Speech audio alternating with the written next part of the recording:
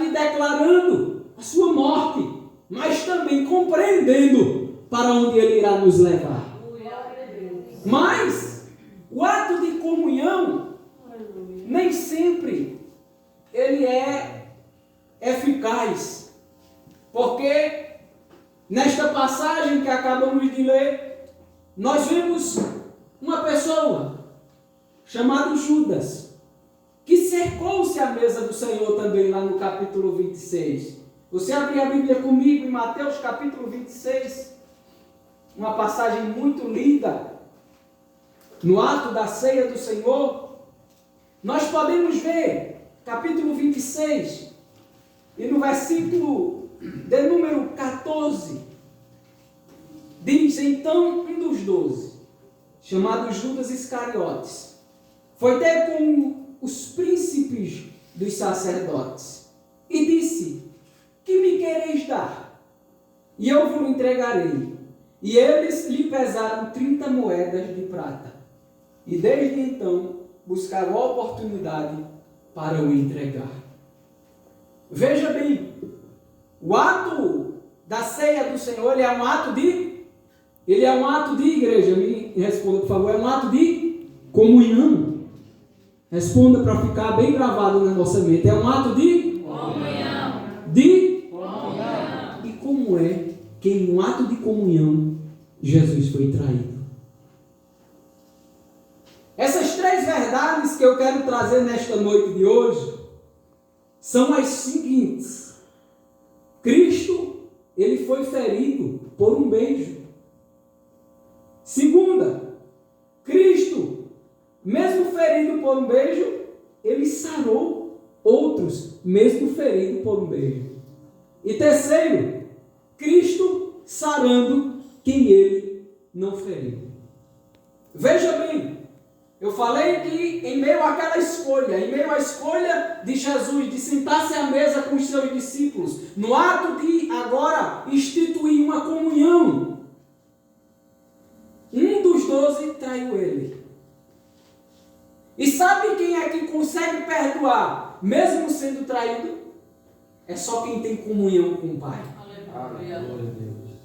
Muitos que aqui estão, com certeza, estão com a alma sadia, estão aqui em paz com Deus e com o seu próximo, mas poderá acontecer de ter alguém aqui que esteja com a alma ferida e que, por estar com a alma ferida por uma traição que aconteceu, por algo que alguém disse, por algo que alguém fez, você quis pagar este mal com a mesma moeda.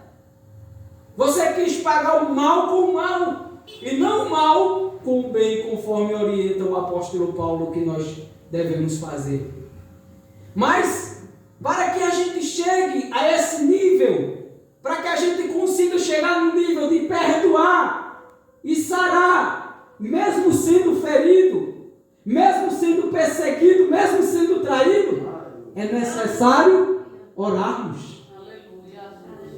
Nós podemos compreender que Jesus, sendo Filho de Deus, ele tendo todo o poder no céu e na terra, é claro, ele se desfez da sua glória, mas ele nunca deixou de ser Deus.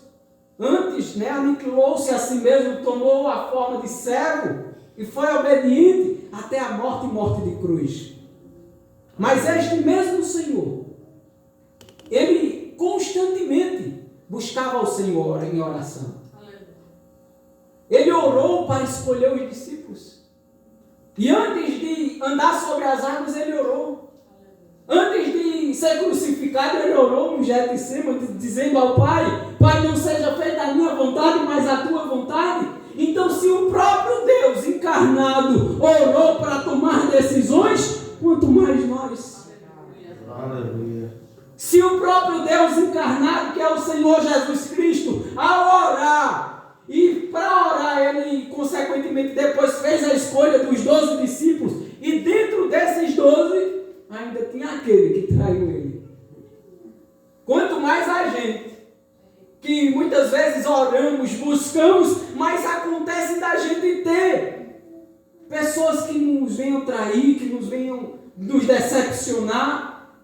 Mas a pergunta que eu faço para você nesta noite de hoje: você é melhor do que Jesus? A pergunta que eu faço para mim hoje: eu sou melhor do que Jesus? Então, se eu não sou melhor do que Jesus, eu tenho que perdoar. Eu tenho que perdoar. E Jesus tinha tudo, né? Sendo o Pai, sendo o próprio Deus encarnado. Ele, consequentemente, tem todo o poder no céu e na terra para exterminar todos os seus inimigos. Se ele quisesse acabar com a vida de Judas, ele acabaria num só instante, antes dele mesmo traí-lo. Mas ele escolheu não fazer. Sabe por quê? Para que eu e você estivéssemos aqui nesta noite, ouvindo esta palavra e compreendendo que as misericórdias do Senhor são a causa de não sermos consumidos. Aleluia! Ou palavra difícil é falar, né? Sobre perdão. É fácil falar sobre amor, é fácil falar sobre a justiça, mas sobre perdão é difícil perdoar. É difícil perdoar quando nos maltratam. É difícil perdoar quando nos julgam. É difícil perdoar quando nos traem. É difícil perdoar quando nos perseguem. Mas a palavra de Deus para ti nesta noite é: perdoe. Perdoe. Perdoe seu irmão, perdoe sua irmã, perdoe os céus, porque Jesus perdoou até mesmo o seu traidor. Glória a Deus. Perdão. E quem perdoa consegue ir mais longe. Se você olhar em Mateus ainda, em 26, 36, você vai observar uma característica. Porque há pessoas que a gente pode compartilhar tudo, outras nem tanto.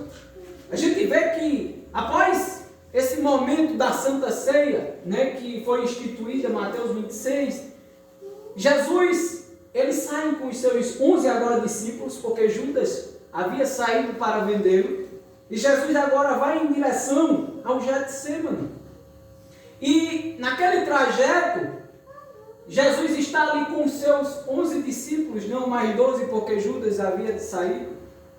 E acontece que naquele trajeto, Jesus fala algo para 8 discípulos. Ele diz, no versículo de número 36, então chegou com eles a um lugar chamado Getsemane.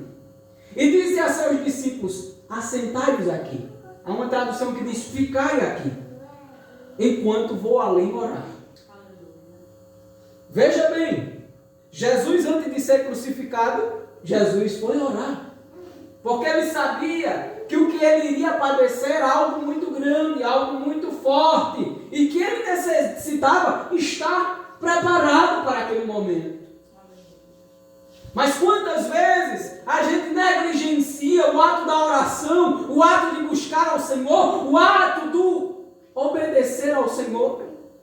Porque achamos que não precisa disso tudo. Não precisa orar tanto, não precisa ler tanto a Bíblia.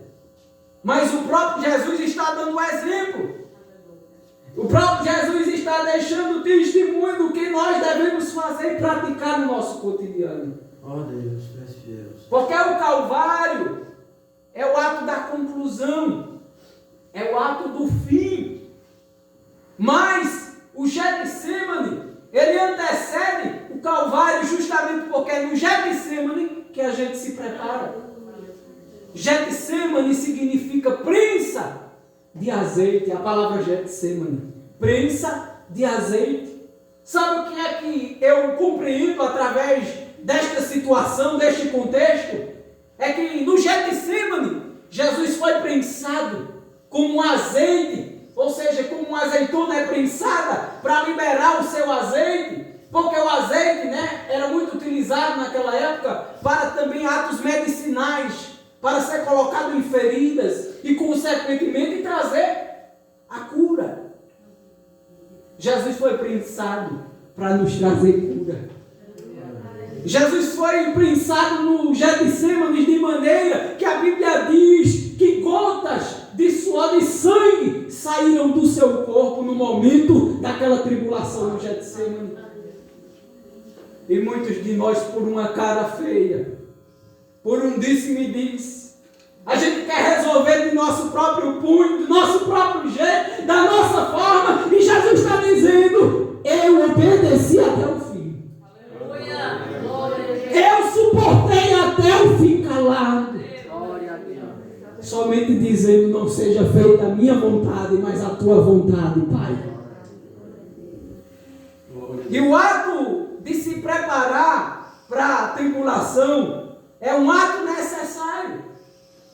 Porque veja bem, o ato de orar e de buscar ao Senhor é um ato que nós podemos ver em todo o Antigo Testamento. Eu apenas vou citar 2 grandes homens de Deus do Antigo Testamento que tinham esse hábito da oração. Davi, no Salmo 55, versículo 16 e 17, vai demonstrar que Davi tinha uma rotina de oração.